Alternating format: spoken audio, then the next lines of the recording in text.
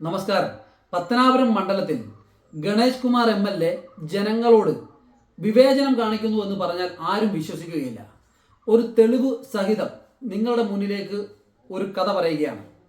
ഈ മണ്ഡലത്തിൽ ഒരു വ്യവസായ പ്രമുഖൻ മരിച്ചപ്പോൾ അദ്ദേഹത്തിൻ്റെ സഹോദരിയായി മന്ത്രിയുടെ ഭാര്യ, മരുമകനായി മന്ത്രി വരുന്നു.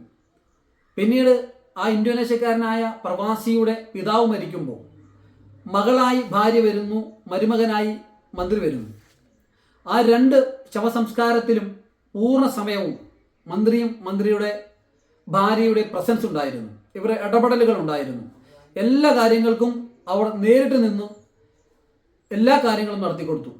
ഈ രണ്ട് മരണങ്ങളിലും ഈ പ്രവാസിയായ ഇന്തോനേഷ്യയിൽ ബിസിനസ് ചെയ്തിരുന്ന പത്തനാപുരം സ്വദേശി കമൂഞ്ചേരിയുടെ സ്വദേശിയുടെ മരണാനന്തര കർമ്മങ്ങളിൽ, അദ്ദേഹത്തിൻ്റെ പിതാവിൻ്റെ മരണാനന്തര കർമ്മങ്ങളിലുമൊക്കെ പത്തനാപുരത്തിൻ്റെ ജനപ്രതിനിധി ഉണ്ടായിരുന്നു. അതിൽ യാതൊരു തെറ്റും ഞാൻ പറയുന്നില്ല.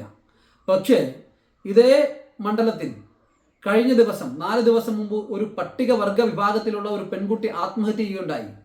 ആത്മഹത്യ ചെയ്ത ആ പെൺകുട്ടിയുടെ മരണമൊഴി അവിടെ എഴുതി വച്ചിരുന്നു.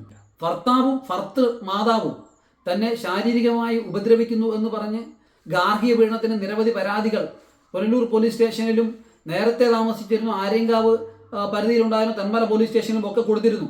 ഇവിടെ പത്തനാപുരത്ത് താമസമാക്കി കുരിയോട്ടുമലയിൽ കുടുംബമായി താമസിച്ചിരുന്ന ഈ യുവതിക്ക് 23 വയസ്സ് മാത്രം പ്രായമുള്ള ഈ യുവതിക്ക് 7 മാസം പ്രായമുള്ള ഒരു കൈക്കുഞ്ഞുണ്ട്.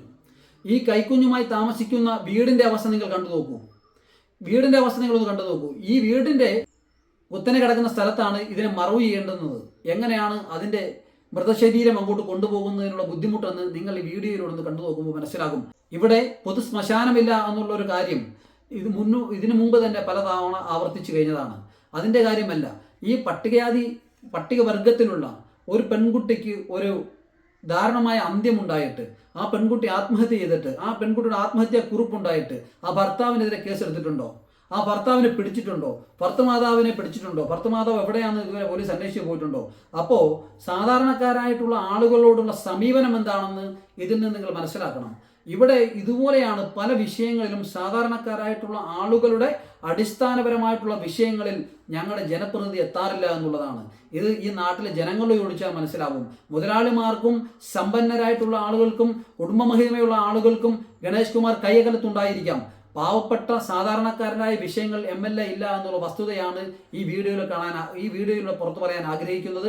സോഷ്യൽ മീഡിയയിലൂടെ കയ്യടി വാങ്ങിക്കുന്ന, സോഷ്യൽ മീഡിയയിലൂടെ നല്ല സംസാരം നടത്തുന്ന, സോഷ്യൽ മീഡിയയിലൂടെ ആളുകളെ സ്നേഹിക്കുന്ന പത്തനാപുരത്തിൻ്റെ MLAയുടെ യഥാർത്ഥമായിട്ടുള്ള ഇടപെടലുകൾ എന്തൊക്കെയാണെന്ന് ജനങ്ങളൊന്ന് തിരിച്ചറിയുന്നതിന് വേണ്ടിയിട്ടാണ് ഈ വീഡിയോ ജനങ്ങൾക്ക് മുന്നിൽ സമർപ്പിക്കുന്നത്.